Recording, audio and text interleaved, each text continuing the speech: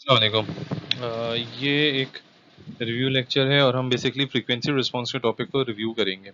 और frequency response को समझने के लिए हम स्टार्ट कर रहे हैं डिस्टॉर्शन के टॉपिक से कि डिस्टॉर्शन क्या होती है। So let's look at some waveforms. Seeing is believing एक किस्म की जो सिग्नल डिस्टॉर्शन है वो आपके सामने यहाँ मौजूद है। ये इनपुट सिग्नल है और से ये किसी एम्पलीफायर में गया और ये इधर से आउटपुट सिग्नल पैदा हुआ। अब सिग्नल कैसे डिस्टॉर्ट होता है? फॉर एग्जांपल आपने सर्किट की बायसिंग लेवल बहुत ज़्यादा कर दी है, यानी आउटपुट सिग्नल का जो बायस लेवल है वो वीडीडी के पास है। तो अब आप ये देखिए, तो जब ये सिग्नल एम्पलीफाई होगा तो ये ऊपर जाना चाहेगा और सर्किट का जो आउटपुट है वो सर्किट की सप्लाई से ज़्यादा तो हो नहीं सकता। तो अब it would try to be more than VCC, यहाँ तक जाए, लेकिन चूंकि वीसीसी पे लिमिट है तो यहाँ पे सिग्नल क्लिप हो जाएगा। और सिमिलरली जब ये नेगेटिव में जाना चाहेगा तो जितना ऊपर जाना है उतना नीचे जाना है। Since the biasing level is on the positive side तो ये नेगेटिव में तो जा सकेगा। तो अब आपके पास जो सिग्नल की शक्ल है वो कैसी है? वो ग्रीन सिग्नल जैसी है, जो कि पॉजिटिव में क्लिप होगी और नेगेटिव में मौजूद है। तो आपने इनपुट भेजा एक साइनसॉइडल और आउटपुट जो मिला है वो एक क्लिप्ड की हुई शक्ल का आपको आउटपुट मिलेगा। इसी तरीके से फर्ज कर लीजिए कि बायसिंग लेवल ऐसा सेट किया था कि वो बायसिंग लेवल जो था वो 0 से कम नेगेटिव में, तो फिर ऑब्वियसली जिस तरीके से पॉजिटिव में क्लिपिंग हुई थी यहाँ पर आप देखेंगे तो नेगेटिव साइड के अंदर क्लिपिंग होने लगी। तो आप इस तरह के सिग्नल को कहेंगे कि ये सिग्नल डिस्टॉर्टेड है, यानी इसका जो शक्ल ओरिजिनल थी अब वो वैसी नहीं रही बल्कि उसके अंदर कुछ तब्दीली आ गई। ठीक है ना? तो और ये तब्दीली हमें अच्छी नहीं लगती बहुत सी दूसरी तब्दीलियों की तरह। अनदर एग्जांपल, अब अगर आप यहाँ देखें तो amplitude distortion due to clipping. तो अब अगर ये इनपुट सिग्नल है और यहाँ पर आप देखें तो पॉजिटिव साइड पे भी क्लिपिंग हो रही है और नेगेटिव साइड पे भी क्लिपिंग हो रही है, वेयर एज हमने बायसिंग लेवल वही बीच में 0 वोल्ट्स पे सेट किया है। So why is clipping occurring at the output?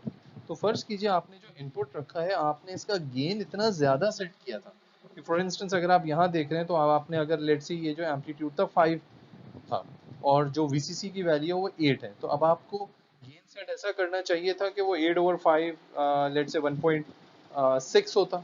अगर हमने गेन 2 सेट कर दिया तो इस 5 के सिग्नल को ऊपर 10 तक लेकर जाना चाहेगा। अब 10 तक तो जा नहीं सकता क्योंकि वीसीसी हमने जैसे कहा कि फॉर एग्जांपल 8 है, तो अब सिग्नल 8 के लेवल तक आके क्लिप हो जाएगा। इसी तरह नेगेटिव में भी ऐसी क्लिपिंग हो जाएगी।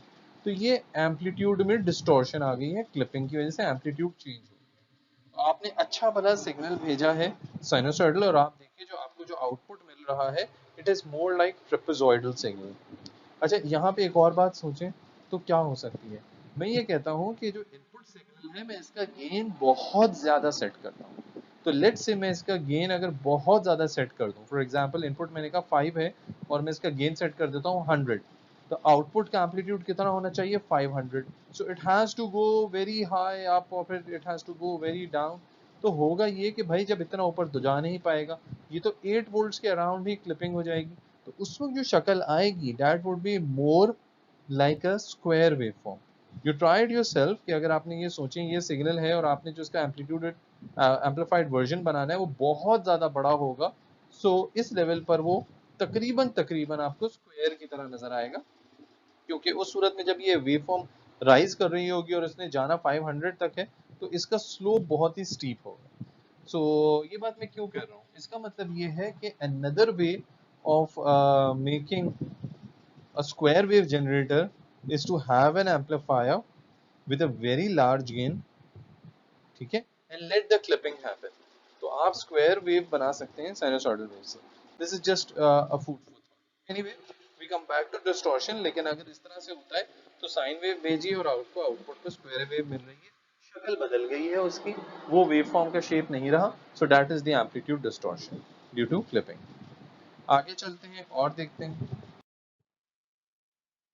We now look at another reason for signal distortion, that is the frequency distortion due to harmonics। Circuit की जो सिग्नल की फ्रीक्वेंसी है उसमें फर्क पड़ जाएगा।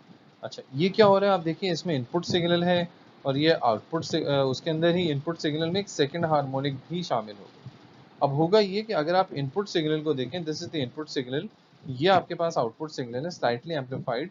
अगर आप सेकंड हार्मोनिक को देखें तो इसका जो एम्पलीट्यूड है यहाँ आउटपुट के ऊपर उसका एम्पलीट्यूड थोड़ा सा कम हो गया। ओके, अच्छा एक चीज तो ये देखिए, दूसरी चीज आप एक और मुलाहिजा फरमाइए, इनपुट सिग्नल पॉजिटिव, उसके बाद नेगेटिव, आउटपुट सिग्नल नेगेटिव और उसके बाद पॉजिटिव। ऐसा कैसे हो सकता है कि आउटपुट सिग्नल जो है इनपुट पॉजिटिव हो तो आउटपुट नेगेटिव हो, इनपुट नेगेटिव हो तो आउटपुट पॉजिटिव हो? ऐसा कहाँ होता है? तो इसका जवाब है जी, ऐसा कॉमन सोर्स एम्पलीफायर में होता है। It looks like this signal has pass through a common source amplifier. अच्छा, सेकेंड हार्मोनिक का जो सिग्नल गया है, इसने फर्स्ट हार्मोनिक को, यानी कि मिसाल के तौर पर मान लीजिए कि इनपुट सिग्नल जो था इसकी जो फ्रीक्वेंसी थी लेट से वो थी 100 किलोहर्ट्ज, तो सेकेंड हार्मोनिक का जो सिग्नल था वो था 200 किलोहर्ट्ज।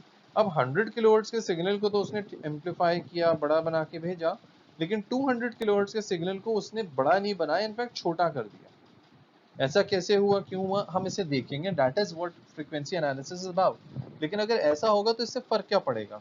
ये जो रिजल्टेंट सिग्नल है ना, उसकी शक्ल बना के दिखाई गई है with this pink magenta line, whatever be the colour.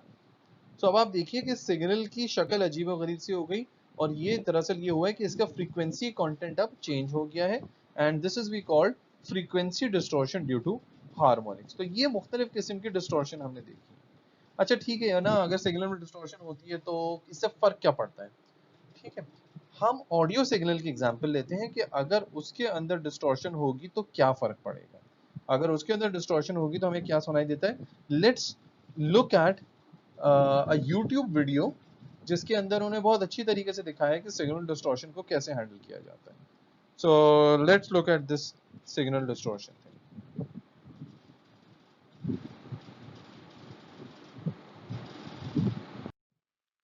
Distortion signals को किस तरीके से अफेक्ट करती है और उससे क्या होता है, अगर ये देखना हो तो ये एक बड़ी अच्छी वीडियो ट्यूटोरियल है जो कि YouTube पे मौजूद है, और समहाउ ये एम्बेड होकर यहाँ पर चल नहीं रही है, रिकॉर्ड सेशन में नहीं आ रही है।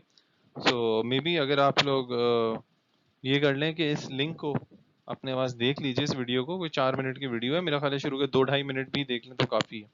और ये QR कोड इसी के लिए दिया हुआ है, अगर हैंड हेल्ड डिवाइस है उस पर इंटरनेट चल रहा है तो अपने मोबाइल टैबलेट वगैरह से कोड स्कैन कर लीजिए और ये वीडियो देख लीजिए, तो आपको ये समझ में आ जाएगा कि साउंड के सिग्नल में अगर डिस्टॉर्शन होती है तो वो किस तरीके से चेंज हो जाता है।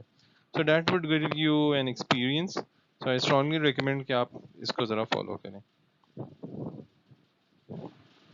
ठीक है जी।